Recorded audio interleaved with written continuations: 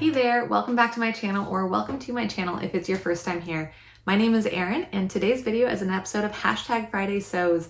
#Friday Sews, if you don't know, is a hashtag that was started by Jen from Today in Jen's Sewing Room that allows sewists here on YouTube to get together every week to talk about what we're sewing, what our plans are, and a little bit about life sprinkled in there. So thank you so much to Jen for starting this, and to all of the other creators that take part. It is really, really fun. Every week to get to watch these videos. I've been catching up on so many. It's been amazing.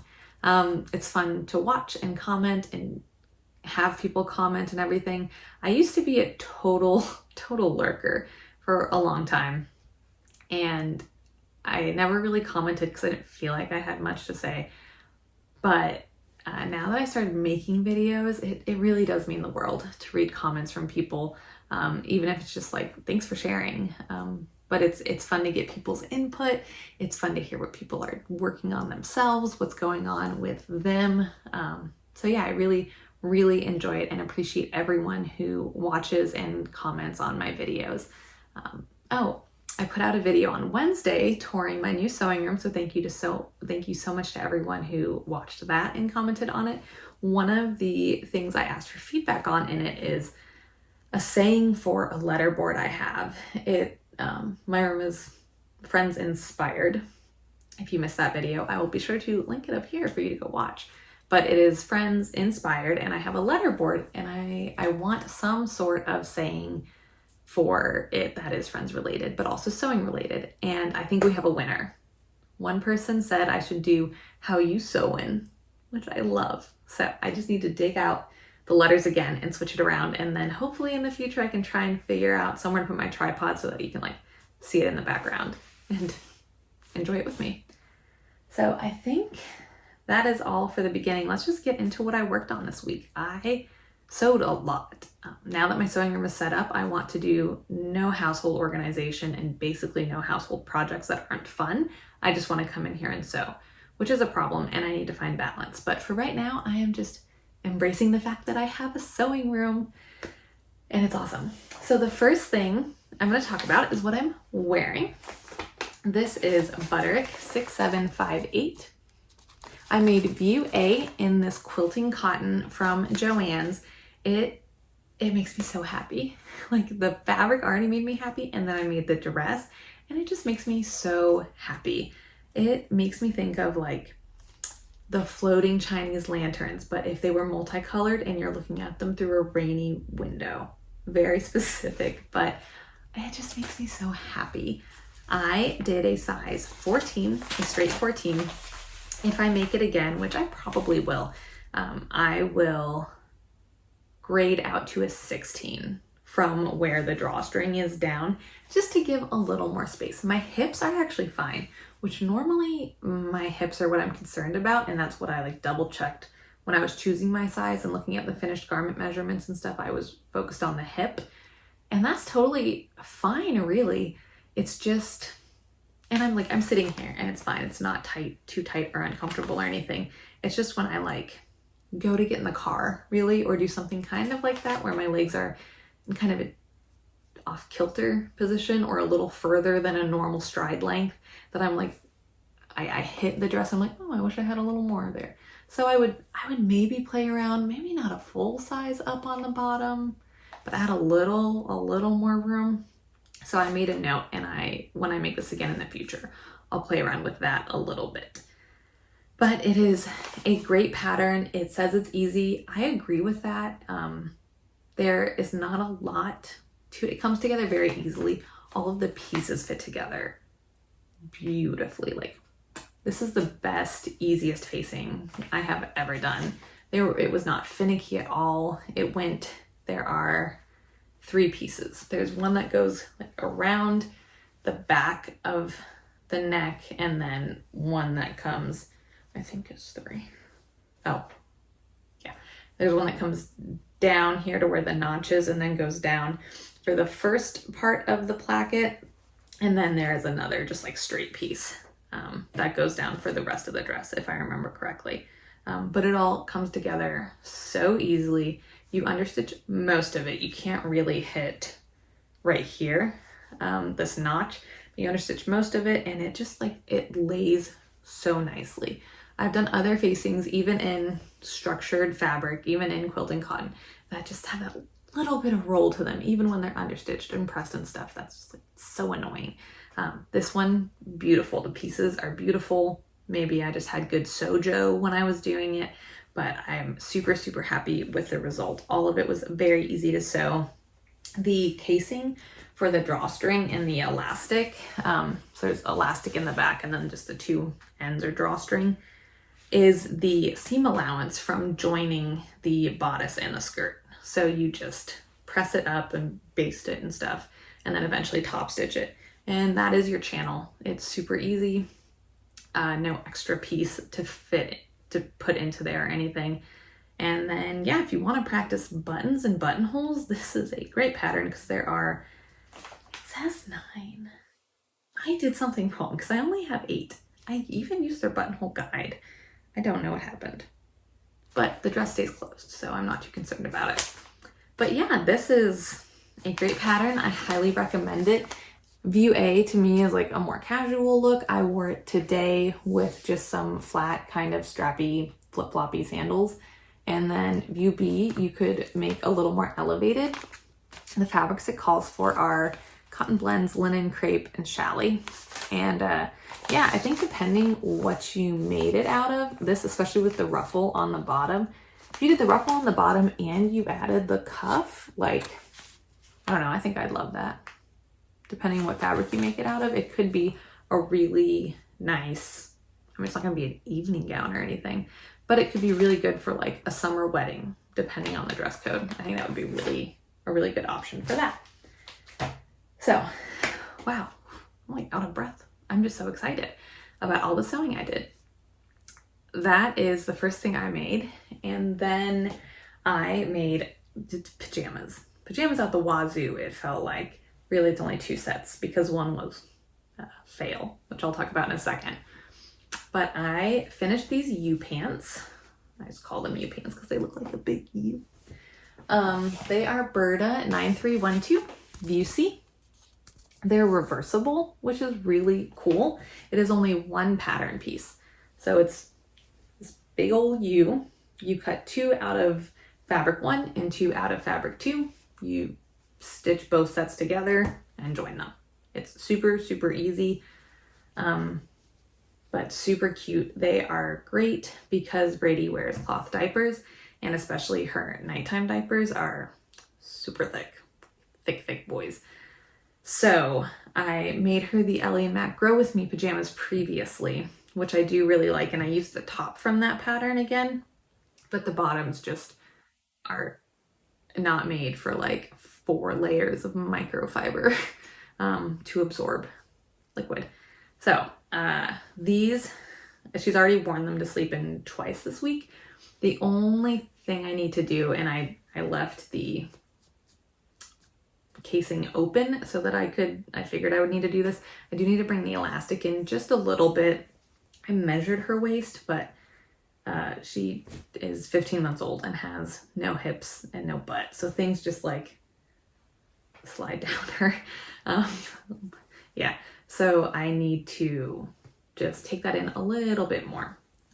It's hard because I don't want to make it too tight. That's what I was worried about, because you know when something's too tight, especially elastic or something, when you're trying to sleep, or even just wear it during the day, but really when you're sleeping, that's a bummer, man. So I'm gonna just take it in a little bit and then see how it goes. Those are the bottoms. Then like I said, I used the Ellie and Mac Grow With Me pajama top. It's just so cute. Like I said, she's worn it a couple times. It's so flipping cute. I did make a mistake on this. So where is it? I had the piece. When you cut it, this Grow With Me cuff that is long, and then you can flip back when their arms are shorter. It's a rectangle, basically, that you cut twice. This is not the right piece. Anyway, whatever. It gives you the idea. You have fold and fold. And I am pretty sure that the grain is marked on there and stuff. But every time I go to do it, I just sit there and stare at the pattern piece in my fabric, and I'm like, what? And it's one of those things, you know, sometimes your brain just can't compute. It has difficulty seeing it. This pattern piece, my brain has difficulty seeing it. I've cut it like 3 or 4 times, and every time I'm just like, wait, what? So this time I screwed it up. I've done it successfully before. This time I didn't. So you obviously want to be able to stretch this way to get their hands through the opening. And we can shove her little fist through there right now, but once it gets a little bigger, it's going to be an issue. So I am going to take these off and just redo it. Probably I won't even worry about doing the whole grow with me thing because she doesn't grow that fast right now. Her length doesn't. I know I say that and then she'll shoot up and none of her stuff will fit, but she's very average size. She's 50th percentile in like everything, super average sized.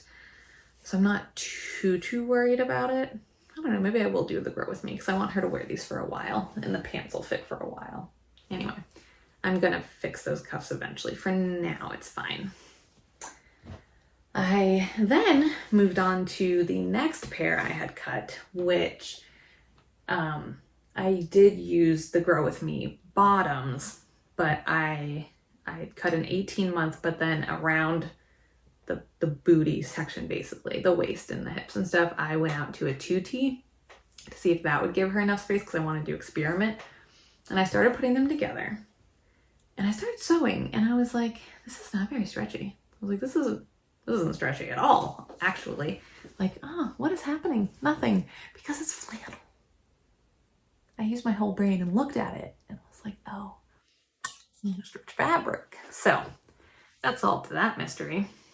I kind of finished them up just so I could see because I thought about trying them on her, see if it would work, but I decided to just do the U pants because I know they work with her diaper and everything. They're super easy to sew.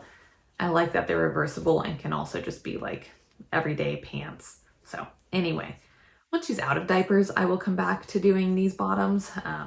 But for now, I just scrapped it. Man, I'm bummed because I already had it cut for the top too, and it's super, super cute flannel, but nonetheless, it is flannel and it's a pattern for knits, and it's not like she's going to grow into it because it's a woven with no stretch that was cut from a knit pattern. If it was the reverse, we could maybe make something work and she would potentially still be able to fit into them, but that's not how that works. So I'll find something else to do with those scraps. What I did do, because I got Halloween fabric last week on super duper awesome clearance at Joann's, was make Halloween jammies. So we are a Halloween family. We are into the spooky season stuff. I made the U pants again for her. These I made a little shorter because after October is over, then I'm just going to use them as black pants for her to wear with shirts and stuff. So I cut an 18-month, but since I'd already seen the size of the nautical ones, and they do have to be cuffed on her because, once again, very average in all height regards, they do have to be cuffed for her to not step all over them. I used the line for 12-month as the length of the pants. I haven't tried them on her yet, but I think that'll work. And I think it's going to be the same thing. I made this elastic a little shorter, but I'll try them on and we'll see. So yeah, there are the bottoms, and then the tops. They have white instead of black because I already had it cut from the other failed pair. So I just did the regular cuffs since she's only wearing them for October, like only wearing this shirt for October, I should say. And then the tag is a little ghosty. I love it. I can't wait for her to wear these.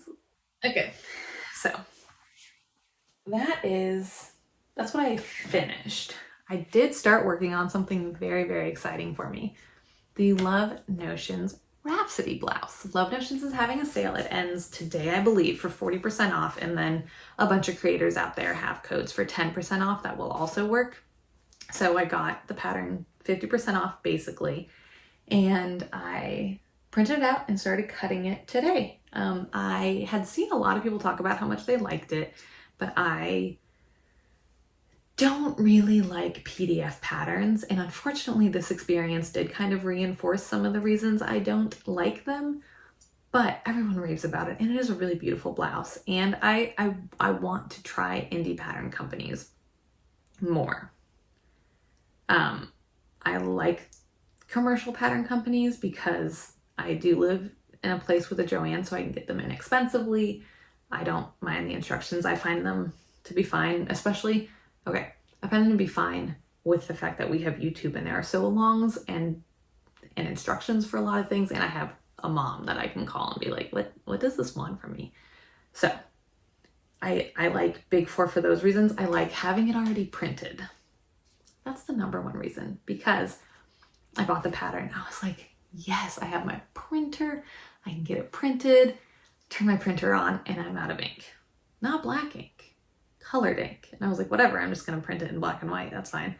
My printer won't let me just print in black and white. It was like, you don't have cyan? Or no, I think it was like magenta and yellow. I was like, but I don't need them. I don't need them. I don't think I need them. I feel like if you're printing in black and white, you just need black. Maybe I'm wrong.